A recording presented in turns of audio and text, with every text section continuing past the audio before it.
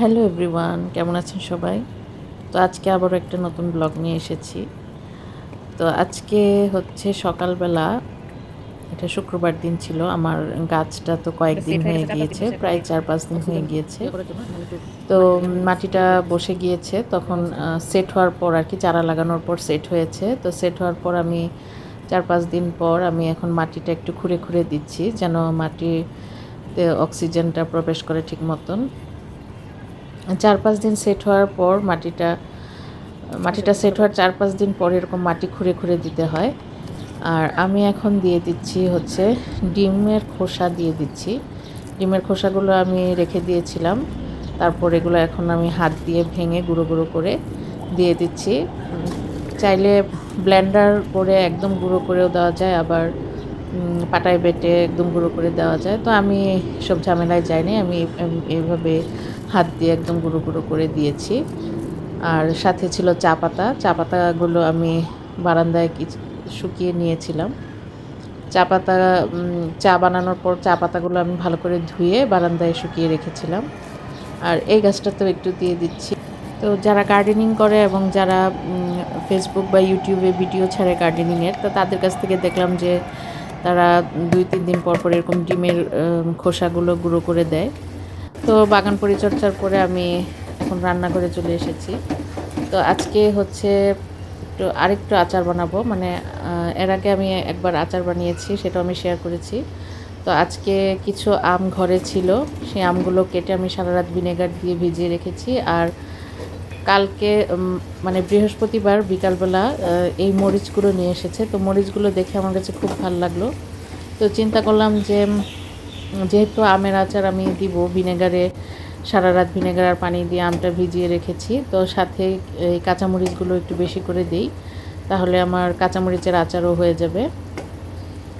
তো আমি তেলের মধ্যে তো সমস্ত মশলা দিয়েছি, মানে আগে চিনি দিয়ে ক্যারামেল করে নিয়েছি, তারপর পাঁচফোড়নের গুঁড়া, আস্ত রসুন, আদা, সরিষা বাটা। সরিষার সাথে আমি আবার আজকে শুকনো মরিচ ভিজিয়ে রেখে দিয়েছিলাম, বেটে নিয়েছিলাম। তো এগুলো দিয়ে ভালো করে ভাজা ভাজা করে আমি আম আর মরিচটা দিয়ে তারপর লাড়াচাড়া দিয়ে 1/2 কাপ ভিনেগার দিয়েছিলাম।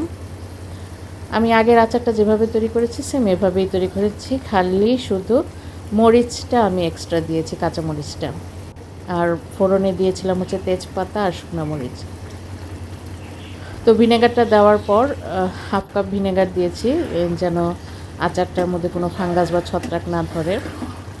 দিয়ে দেখলাম যে আরেকটু চিনি লাগবে, তো আমি আবার একটু চিনি দিয়েছি, লবণ দিয়েছি স্বাদ মতো। আর এর আগে আচার করার সময় যে আমি একটা স্পেশাল মশলা গুঁড়ো করে রেখেছিলাম, ওই স্পেশাল মশলাটাও নামানোর আগে দিয়ে দিয়েছি। আর এখানে আমি সরিষার তেল গরম করে নিচ্ছি, একদম ধোঁয়া ওঠানোর মতো গরম করে আমি তেলটা ছেড়ে দিব আচারটাতে, যেন আচারটাতে কোনো ধরনের ফাঙ্গাস বা ছত্রাক না পড়ে। তো আমার আচারের রেসিপিগুলো যদি ভালো লাগে তাহলে অবশ্যই আপনারা কমেন্ট করবেন, লাইক করবেন, আর কেমন হয়েছে সেটাও জানাবেন, শেয়ার দিয়ে দিবেন। তো মরিচের আচার আমি আসলে কখনো আগে বানাইনি, আমি এই প্রথমেই বানাচ্ছি মরিচের আচার, কাঁচা মরিচের আচার। তো বানানোর পরে যে একটু খেয়ে দেখেছিলাম, ভালোই লেগেছে, মরিচের একটা ফ্লেভার। আর এই মরিচগুলো তেমন একটা ঝাল না, জাস্ট একটু দেখতে একটু মোটাই, মানে বোম্বে মরিচের মতো লাগে, পটকা মরিচের মতো, কিন্তু আসলে একদম ঝাল কম।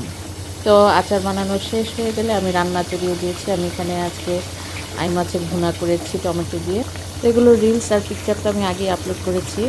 তো এই তো শুক্রবার দুপুরের রান্না, পটল ভাজা, বিটের সালাদ ছিল, আই মাছের ভুনা, ডাল, ভাত, আর সকালে কাঁকরোল ভাজি করেছিলাম সেটা, আর পেঁপে দিয়ে মুরগির ঝোল, কাঁচামরিচ আর আমের আচার।